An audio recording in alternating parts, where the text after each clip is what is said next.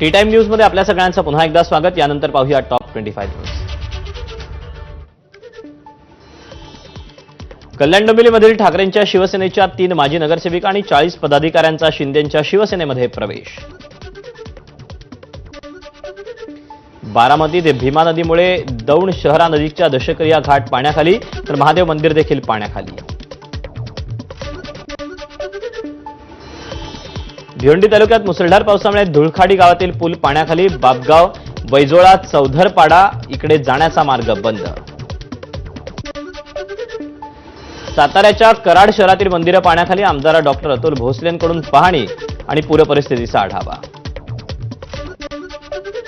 नाव आदित्य ठाकरेंचं बीसीसीआयला पत्र। बीसीसीआयच्या पाकिस्तानसोबतच्या क्रिकेट खेळण्याच्या निर्णयात केंद्रानं हस्तक्षेप करण्याची पत्रातून विनंती।